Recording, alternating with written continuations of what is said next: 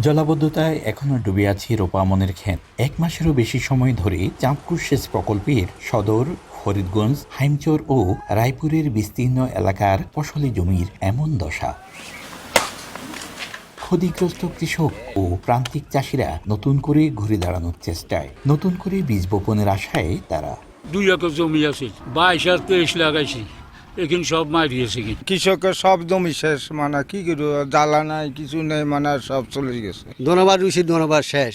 এর আবার হাইনচত জ্বালা আনছে কিনি, এগুলো শেষ। জলবৃষ্টিটাই মানুষের চরম এবং চূড়ান্ত ক্ষতিগ্রস্ত হয়েছে। প্রায় 6 ঘন্টা জমির মতো মারি গেছে, বিলে ডুবি গেছে আর কি। তখন আর তো জায়গা নাই, জ্বালা ফালাই নাই, এখানে আমি পালাইছি। গুপ্তর বিলে এখনো যে পানি রয়েছে, দুর্গাপুর বিলে যে পানি রয়েছে, এটা নিষ্কাশনের ব্যবস্থা যদি করা না যায়, তো আগামী 1 মাসও হয়তো বা সম্ভব হবে না এই ধানের বীজ রোপণ করা। এবারে জলাবদ্ধতায় শুধু রোপা আমনের 12,000 হেক্টরেরও বেশি জমির ধানের চারা ক্ষতিগ্রস্ত হয়। এরই মধ্যে তালিকা করে অতি দরিদ্র কৃষকদের বীজ, 2 প্রকার সার ও নগদ 1,000 টাকা করে সহায়তা দিয়েছে কৃষি সম্প্রসারণ অধিদপ্তর।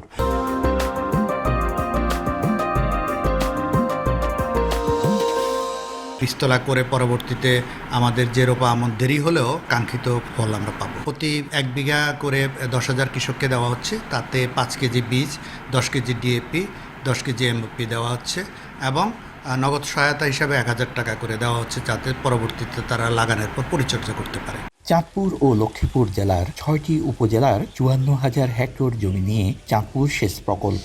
এর মধ্যে ফসলি জমি রয়েছে 23,000 হেক্টর। ফারুক আহমদ, সময় সংবাদ, চাঁদপুর।